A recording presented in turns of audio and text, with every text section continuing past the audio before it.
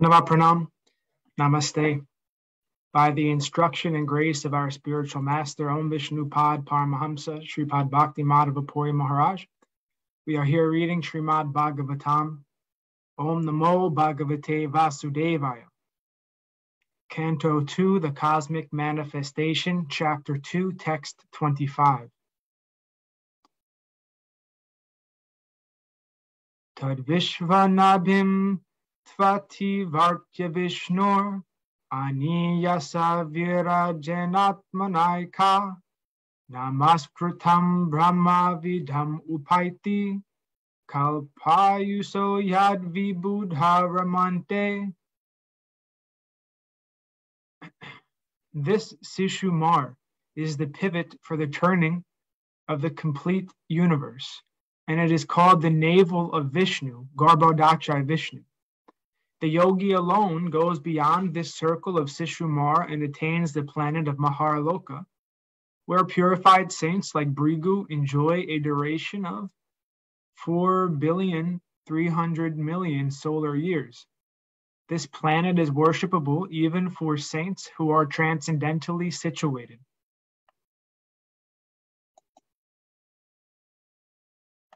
Text 26. Ato antasya mukhan lena dandhayamanam sa niriksha vishvam niryati siddhesvara yustadisnyam yadvai parardhyam tadu paramesyam. At the time of the final devastation of the complete universe, the end of the duration of Brahma's life, a flame of fire emanates from the mouth of Ananta, from the bottom of the universe. The yogi sees all the planets of the universe burning to ashes, and thus he leaves for Satya Loka by airplanes used by the great purified souls. The duration of life in Satya Loka is calculated to be 15,480,000,000,000 years. Purport. It is indicated herein that the residents of Maharloka, where the purified living entities or demigods possess a duration of life calculated to be 4,300,000,000 solar years, have airships by which they reach Satyaloka, the topmost planet of the universe. In other words, Srimad Bhagavatam gives us many clues about other planets far, far away from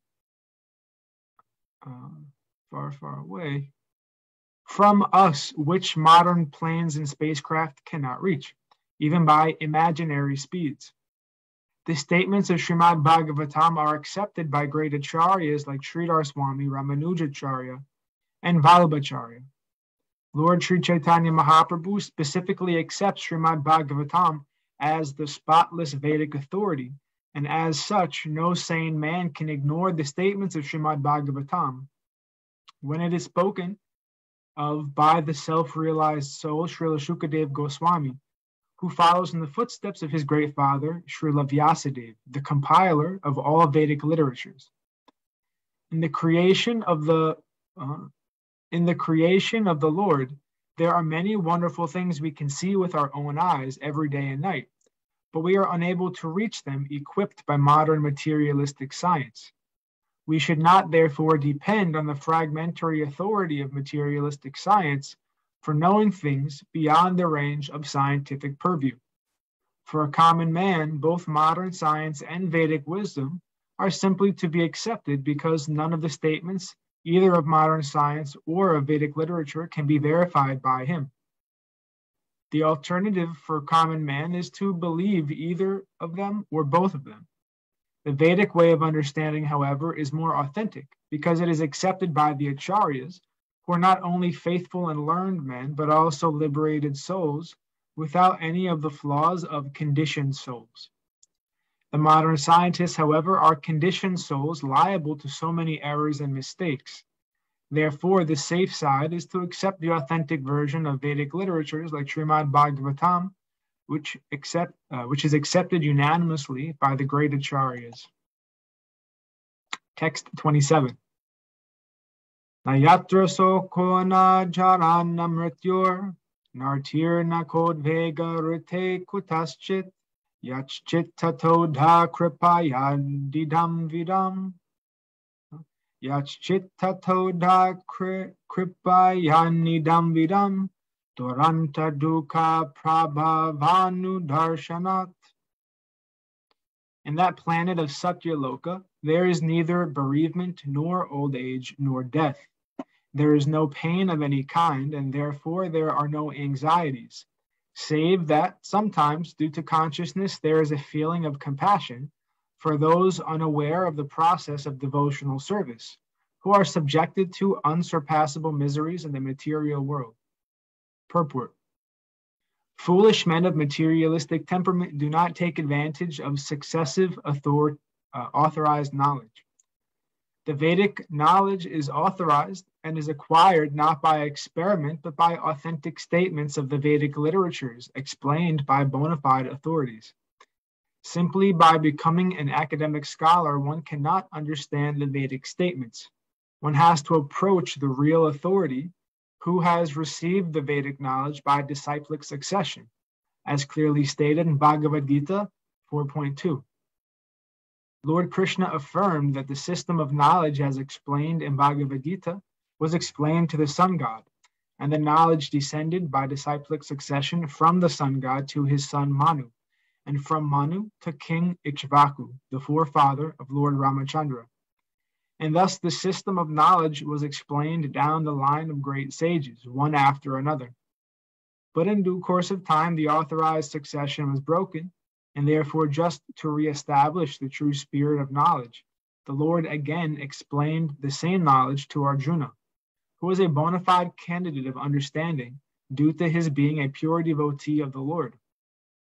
Bhagavad Gita, as it was understood by Arjuna, is also explained in Bhagavad Gita 10.12 through 13, but there are many foolish men who do not follow in the footsteps of Arjuna in understanding the spirit of Bhagavad Gita. They create instead their own interpretations, which are as foolish as they themselves, and thereby only help to put a stumbling block on the path of real understanding, misdirecting the innocent followers who are less intelligent, or the Sudras. It is said that one should become a Brahmana before one can understand the Vedic statements. And this stricture is as important as the stricture that no one shall become a lawyer who has not yet qualified himself as a graduate. Such a stricture is not an impediment in the path of progress for anyone and everyone, but it is necessary for an unqualified understanding of a particular science. Vedic knowledge is misinterpreted by those who are not qualified Brahmanas.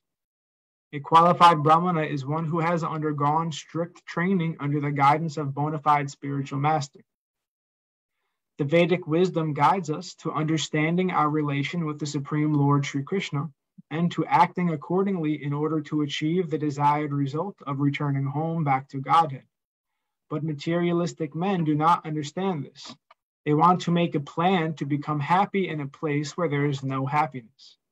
For false happiness, they try to reach other planets, either by Vedic rituals or by spacecraft. But they should know for certain that any amount of materialistic adjustment for becoming happy in a place which is meant for distress cannot benefit the misguided man because, after all, the whole universe, with all its paraphernalia, will come to an end after a certain period. Then all plans of materialistic happiness will automatically come to an end. The intelligent person, therefore, makes a plan to return home back to Godhead. Such an intelligent person surpasses all the pangs of material existence, like birth, death, disease, and old age. He is actually happy because he has no anxieties of material existence. But as a compassionate sympathizer, he feels unhappiness for the suffering materialistic men. And thus he occasionally comes before materialistic men to teach them the necessity of going back to Godhead. All the bona fide acharyas preach this truth of returning home back to Godhead and warn men not to make a false plan for happiness in a place where happiness is only a myth. Text 28. Tato vishesham pratipadya nirbhayas tenatmanapo nala mortir atparan jyotirmayo bhayum upetya kale bhaivatmanakam brihad atmalingam. After reaching Satya Loka, the devotee is specifically able to be incorporated fearlessly by the subtle body in an identity similar to that of the gross body, and one after another he gradually attains stages of existence from earthy to watery, fiery, glowing, and airy until he reaches the ethereal stage. Purport. Anyone who can reach Brahma Loka or Satya Loka by dint of spiritual perfection and practice is qualified to attain three different types of perfection. One who has attained a specific planet by dint of pious activities attains places in terms of his comparative pious activities. One who has attained the place by dint of Virat or Hiranyagarbha worship is liberated along with the liberation of Brahma. But one who attains the place by dint of devotional service is specifically mentioned here in relation to how he can penetrate into the different coverings of the universe and thus ultimately disclose his spiritual identity in the absolute atmosphere of supreme existence. According to Srila Jiva Goswami, all the universes are clustered together up and down, and every one of them is separately sevenfold covered. The watery portion is beyond the sevenfold coverings, and each covering is 10 times more expansive than the previous covering. The personality of Godhead, who creates all such universes by his breathing period, lies above the cluster of universes. The water of the causal ocean is differently situated than the covering water of the universe. The water that serves as covering for the universe is material, whereas the water of the causal ocean is spiritual. As such, the watery covering mentioned herein is considered to be the false egoistic covering of all living entities, and the gradual process of liberation from the material coverings one after another, as mentioned herein, is the gradual process of being liberated from false egoistic conceptions of the material gross body, and then being absorbed in the identification of the subtle body, till the attainment of pure spiritual body in the absolute realm of the kingdom of God. Srila Sridhar Swami confirms that a part of the material nature, after being initiated by the Lord, is known as the Mahatattva. A fractional portion of the Mahatattva is called the false ego. A portion of the ego is the vibration of sound, and a portion of sound is the atmospheric air. A portion of the airy atmosphere is turned into forms, and the forms constitute the power of electricity or heat. Heat produces the smell of the aroma of the earth, and the gross earth is produced by such aroma. And all these combined together constitute the cosmic phenomenon. The extent of the cosmic phenomena is calculated to be diametrically both ways 4 billion miles. Then the coverings of the universe begin. The first stratum of the covering is calculated to extend 80 million miles, and the subsequent coverings of the universe are respectively of fire, effulgence, air, and ether, one after another, each extending 10 times further than the previous. The fearless devotee of the Lord penetrates each one of them and ultimately reaches the absolute atmosphere, where everything is of one and the same spiritual identity. Then the devotee enters one of the Vaikuntha planets, where he assumes exactly the same form as the Lord and engages in the loving transcendental service of the Lord. That is the highest perfection of devotional life. Beyond this, there is nothing to be desired or achieved by the perfect yogi. Text 29. Girhanena gandham rasanena vairasam rupam chadristya svasanam tvachaiva shrotrena kopetya nabho gunadvam pranena chakutim upaiti yogi. The devotee thus surpasses the subtle objects of different senses like aroma by smelling, the palate by tasting, vision by seeing forms, touching by contacting, the vibrations of the ear by ethereal identification, and the sense organs by material activities. Purport. Beyond the sky, there are subtle coverings resembling the elementary coverings of the universe.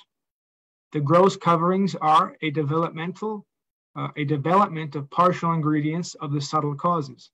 So the yogi or devotee, along with liquidation of the gross elements, relinquishes the subtle causes like aroma by smelling.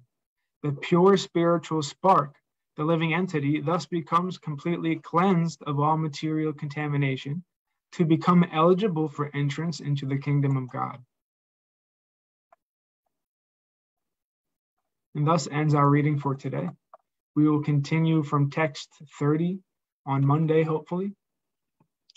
All glories to Om Vishnu Pad Paramahamsa Shri Pad Bhakti Madhava Puri Maharaj Ki Jai. Jai Srila Prabhupada, Srila Guru Maharaj, Srila Guru Dev, Srila Acharya Dev, Srila Shanta Maharaj Ki Jai. All glories to our Rupa Nuga Guru Varga Ki Jai. Jai Navadvip Dham Ki Jai. Mayapur Dham Ki Jai. Nrshingapali Dham Ki Jai. Ekachakra Dham Ki Jai. Jagannath Puri Dham Ki Jai. Jagannath Baladev Subhadra Ju Ki Jai. Vrindavan Dham Ki Jai. Giri Govardhan Gupta Govardhan Dham Ki Jai. Sham Kund Radha Kund Ki Jai. Tulsi Devi Bhakti Devi Vrinda Devi Ki Jai. All glories to the assembled devotees, all glories to the worldwide devotees, Bhakta Vrinda Ki Jai. Nitai Gaur Pramanandi, Hari Hari Hari Bol. Dhanavat Pranams.